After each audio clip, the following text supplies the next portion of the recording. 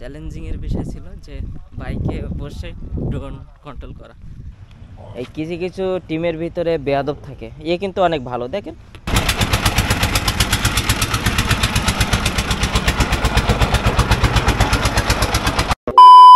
সকাল সকাল নতুন একটা ভিডিওতে আপনাদেরকে স্বাগতম। সো আজকে ভিডিও থাম্বনেল দেখে অবশ্যই বুঝতে পারছেন যে আজকে ভিডিওটা কী হতে চলেছে। আজকের ভিডিও হলো যে সকাল সকাল ঘুম থেকে উঠলাম, আর এই ঘুম থেকে উঠেই কিন্তু আমি গাবুরার উদ্দেশ্যে রওনা হলাম। আর গাবুরার উদ্দেশ্যে রওনা হলাম এই কারণে যে গাবুরায় যাব। গাবুরায় যে ওখানে যে নদী ভাঙনের কিছু ফুটেজ আমাকে নিতে হবে, কারণ একটা প্রজেক্টের কাজে লাগবে, যার কারণে আমি সকাল সকাল বের হয়ে গেছি। আর ওখানে মূলত কাজ হলো যে জোয়ার ভাটা থেকে শুরু করে সম্পূর্ণ ফুটেজ নিতে হবে। জোয়ারের সময় এক সময় ফুটেজ নিতে হবে, ভাটার সময় এক সময় ফুটেজ নিতে হবে। সো সাথে থাকুন আর ভিডিওটা এনজয় করুন।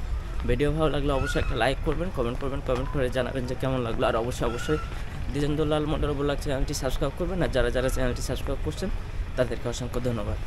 এই মুহূর্তে যারা ফেসবুক পেজে ভিডিওটি দেখছেন, আমি তাদেরকে উদ্দেশ্য করে বলবো যে ফেসবুক পেজটি ফলো দিয়ে সাথে থাকবেন যাতে আপডেট ভিডিওগুলো পান। সো আজকে ভিডিও এনজয় করুন, আশা করি অনেক ভালো লাগে। এই যে এই আমি তো ভয় পেয়ে গেছি, একদম ভয় পেয়ে গেছি।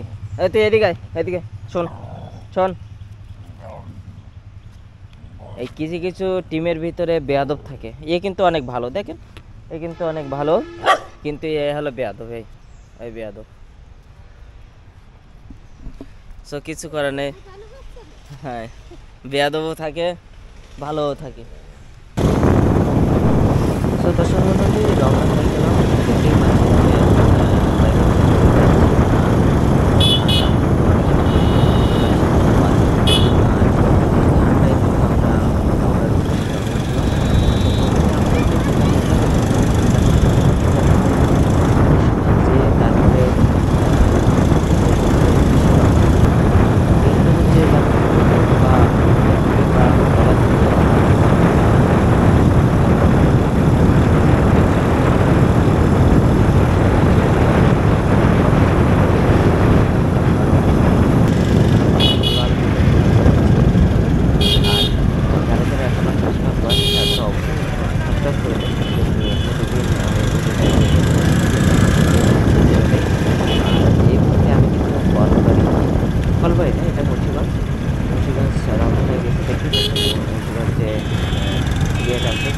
গেট পার হলাম মাত্র, আর বাদে আপনাদেরকে দেখাতে পারবো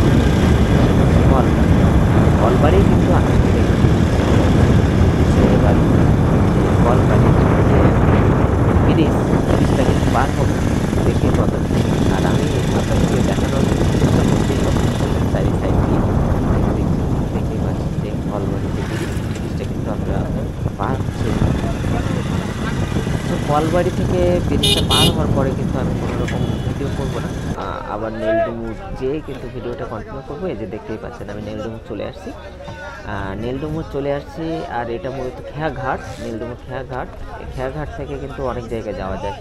আপনি যদি কলাগাছি যেতে চান, কলাগাছি যে সুন্দরবনের ভিতরে যে পার্ক, সে পার্কে যদি যেতে চান তাহলে যেতে পারবেন।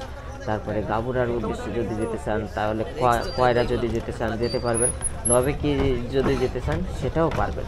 তার মানে এই নৌকা যদি সব জায়গায় যাওয়া যায়। আর আমি কিন্তু এই মুহূর্তে ট্রলারে উঠে পড়েছি, আর বাইকটা আমাদেরকে উঠাতে হবে, যেহেতু বাইকটা নিয়ে যেতে হবে। বাইকে উঠে কিনি, তারপর কিন্তু আমাদেরকে রওনা দিতে হবে। তো ভালোই লাগবে। আর আমি কিন্তু নদীর মধ্যখানে আপনাদেরকে দেখানোর চেষ্টা করব, যে ফাঁকা, একদম ফাঁকা নদীর মধ্যখান, সেটাও দেখানোর চেষ্টা করব। তো দেখতেই পাচ্ছেন। আর ওয়েদারটা কিন্তু সকালের ওয়েদার ভালোই লাগে, কারণ আকাশ নীল, অনেক নীল দেখায়। আর যেহেতু আমি DJI Osmo Action-3 দিয়ে ভিডিও করছি, সেহেতু কিন্তু বেশি কালার পাওয়া যায় এই DJI দেখতেই পাচ্ছেন পানিও কিন্তু ভালো লাগছে দেখতে। আর এর মধ্যে কিন্তু দেখতে ভালো হয়ে গেছে আমাদের, যে চালু করা হয়ে গেছে। আমি কিন্তু সামনেই দাঁড়িয়ে আছি, তো ভালোই লাগে। আমার খুব ভালো লাগে যেহেতু এলাকায় নিয়ে এলাকায় যায়, তো আপনাদেরকে ভালো লাগে। আমি বেড়ে গেলাম, কন্টিনিউ করি। আমি মাঝে মধ্যে আমি গ্যাপ করি, কারণ আমি নিজেও ইউএসএর সাথে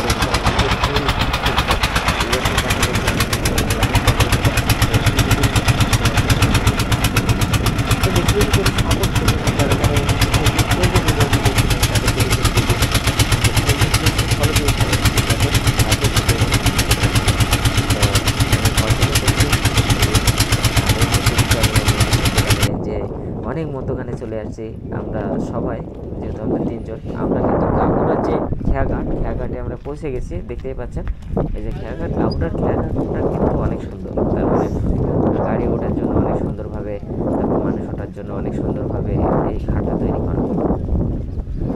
তো উঠে গেছি আমরা, প্রায় আমি উঠে গেছি। আর এটা কিন্তু টল, মানে এখান থেকে যেহেতু গাবুরার খেয়াঘাট, এখানে কিন্তু টলের ব্যবস্থা, কারণ টাকা দিয়ে কিন্তু আপনাকে এই খেয়াঘাটে উঠতে হবে। এখান থেকে নৌকায় উঠতে হবে, বোটেও টাকা দিতে হবে, খেয়াঘাটেও টাকা দিতে হবে, টাকা দিয়ে কিন্তু আপনাকে পার হতে হবে। যাই হোক, আমরা কিন্তু প্রায় গাবুরায় চলে এসেছি, দেখতেই পাচ্ছেন।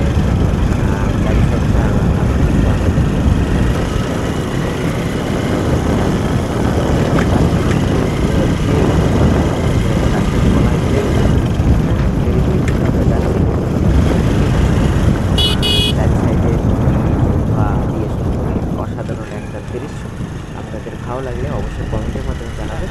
কেমন ধরনের ভিডিও আপনাদের চান, সেটাও কিন্তু কমেন্টের মাধ্যমে জানাবেন। দেখতেই পাচ্ছেন রাস্তাটা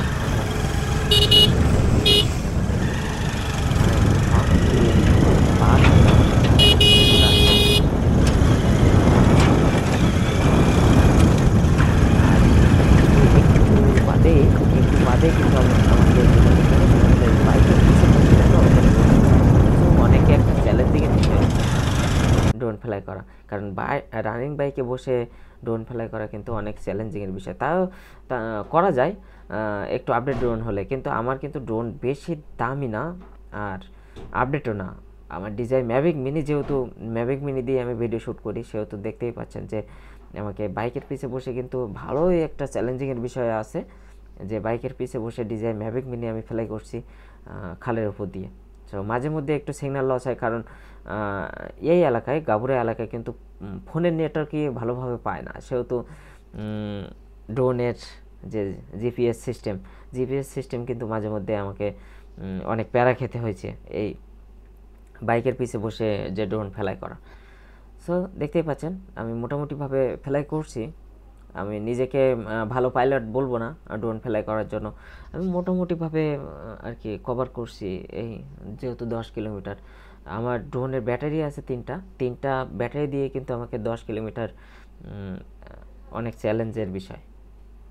যেহেতু 22 মিনিটে বেশি হলো ব্যাকআপ পাওয়া যায় না, 22 থেকে 25 মিনিটে বেশি ব্যাকআপ পাওয়া যায় না, সেহেতু আমি কিন্তু স্পোর্টস মোড দিয়ে কিন্তু আমি ড্রোনটা ফ্লাই করছি, দেখতেই পাচ্ছেন। সো দর্শক, আজকের ভিডিও যদি আপনাদের ভালো লাগে তাহলে অবশ্যই একটা লাইক করবেন, কমেন্ট করে জানাবেন যে কেমন লাগলো। আর অবশ্যই চ্যানেলটি সাবস্ক্রাইব করবেন, দ্বিজেন্দ্র লাল মণ্ডল ব্লগ চ্যানেলটি সাবস্ক্রাইব করবেন। আর যারা চ্যানেলটি সাবস্ক্রাইব করছেন তাদেরকে অসংখ্য ধন্যবাদ। এই মুহূর্তে যারা ফেসবুক পেজে ভিডিওটি দেখছেন, আমি তাদেরকে রিকোয়েস্ট করবো যে ফেসবুক পেজটি ফলো দিয়ে সাথে থাকবেন যাতে আপডেট ভিডিওগুলো পান। এই শীতকালীন সময়ে কিন্তু এই গাপুরা যে জায়গা, এই জায়গায় কিন্তু ভালোই খেলাধুলার ব্যবস্থা থাকে, মাঠ থাকে, তারপর টাই দিয়ে কিন্তু খেলা প্রতিযোগিতা করানো হয়। সো আমার একটা খাল ভিডিও করা হয়ে গেছে। দর্শক, আজকের মতো শেষ ব্লগ। সো ভিডিওটি ভালো লাগলে অবশ্যই একটা লাইক করবেন। আর সবচেয়ে বড় কথা হলো আজকের ভিডিও অনেক চ্যালেঞ্জেস ছিল, তার মানে চ্যালেঞ্জিংয়ের বিষয় ছিল যে বাইকে বসে ড্রোন কন্ট্রোল করা। সো ভালো লাগলে অবশ্যই একটা লাইক করবেন, কমেন্ট করে জানাবেন যে কেমন লাগলো। আর অবশ্যই চ্যানেলটি সাবস্ক্রাইব করবেন।